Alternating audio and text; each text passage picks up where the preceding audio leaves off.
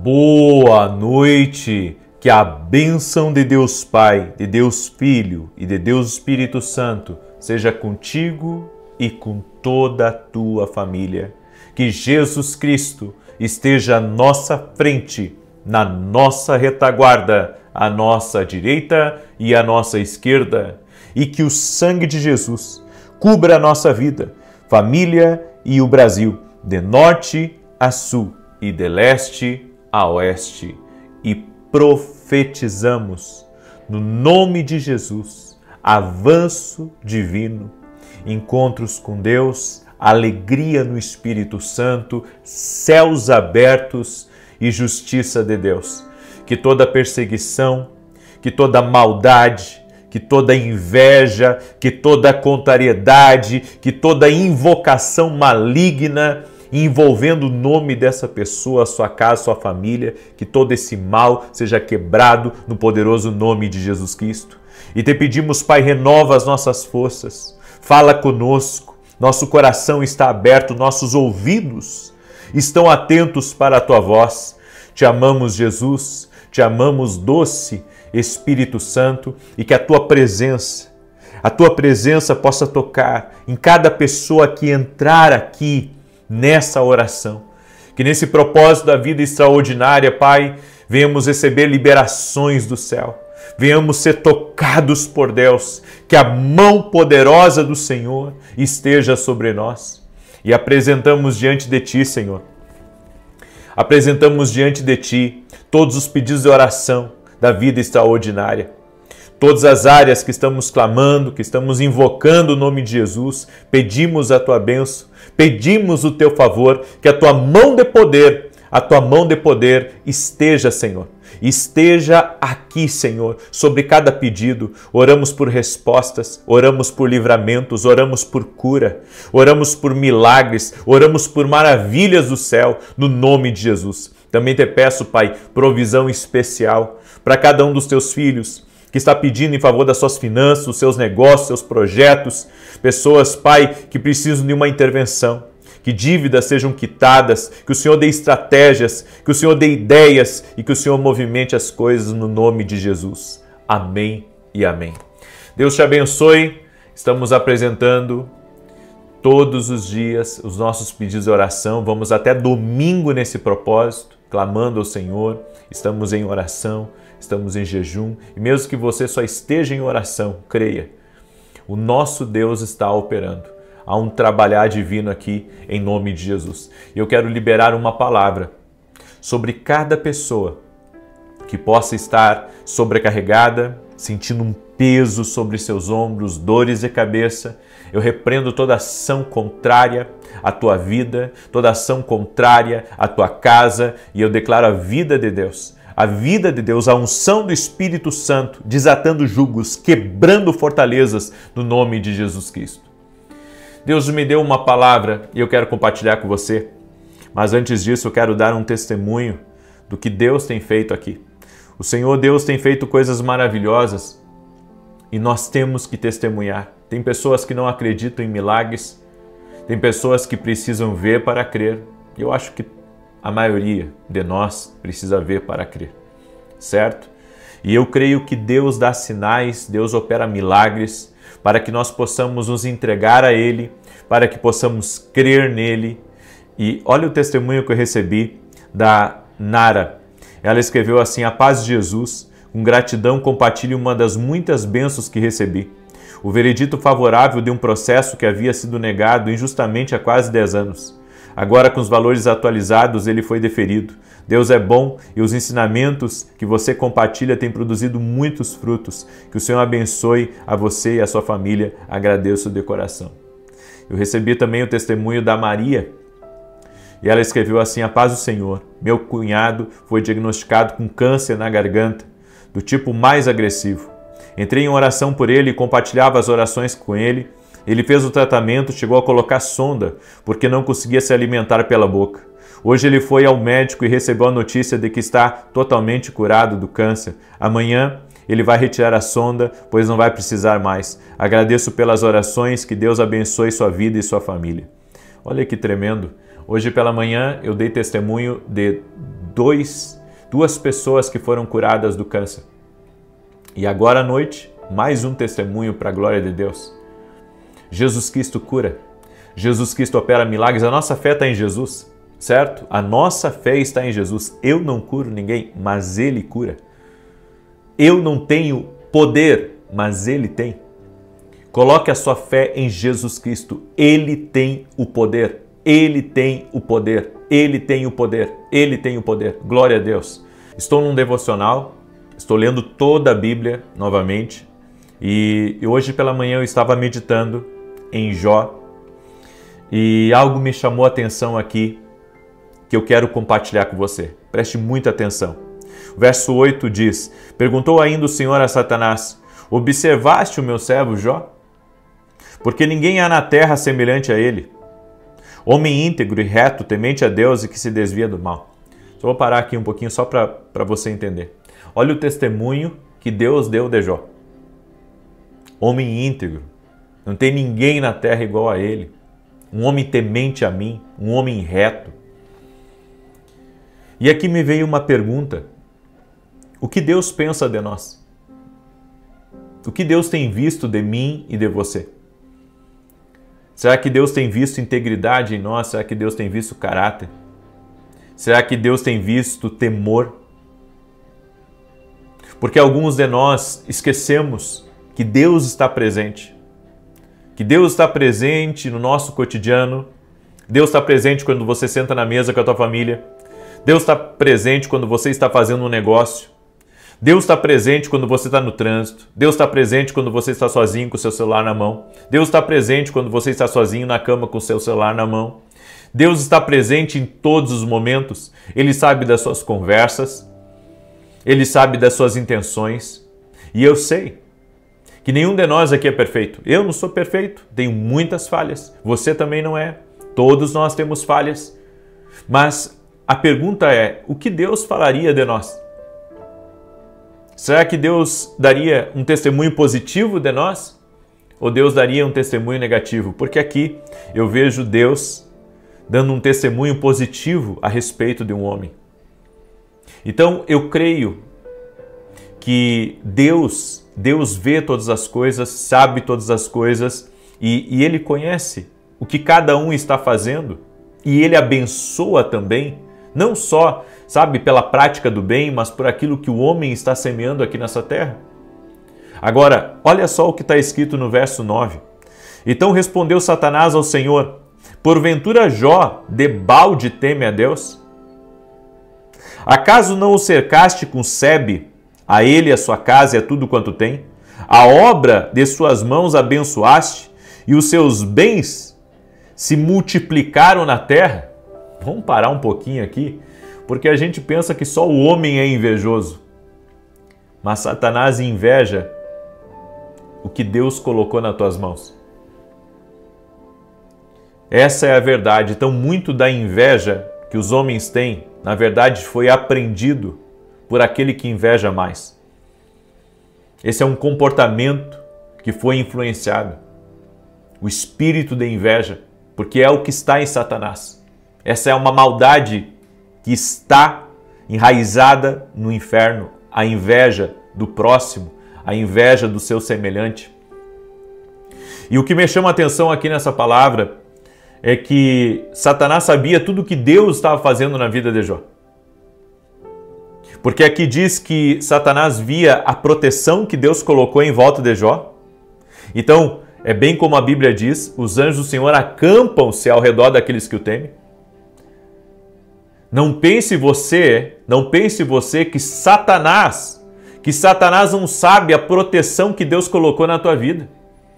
Por onde você anda, por onde você andar, e seja você na faculdade, no trabalho, seja você, a 10 mil pés de altura no avião, aonde você estiver, Japão, Estados Unidos, Alemanha, Brasil, lá no meio da Amazônia, aonde você estiver,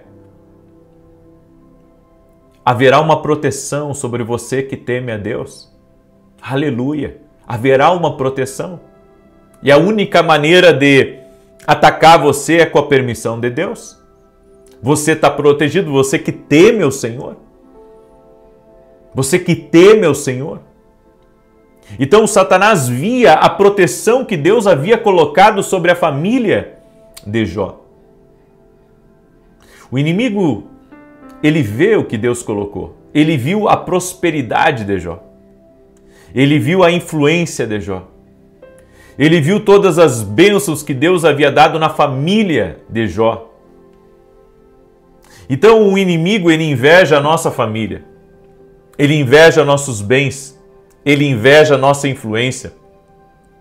Então quando nós vemos alguém atacando, quando nós vemos alguém perseguindo, quando nós vemos alguém invejando, isso na verdade foi inflamado espiritualmente. É por isso que Satanás via que Deus tinha abençoado as mãos de Jó. Está escrito aqui: a obra de suas mãos abençoaste e os seus bens se multiplicaram na terra. O inimigo estava falando que Deus tinha abençoado o trabalho de Jó. Deus tinha multiplicado, ou seja, era para ter 10, o Senhor multiplicou para 100. Era para ter 20, o Senhor multiplicou para 1000. O inimigo viu que havia a mão de Deus ali sobre Jó.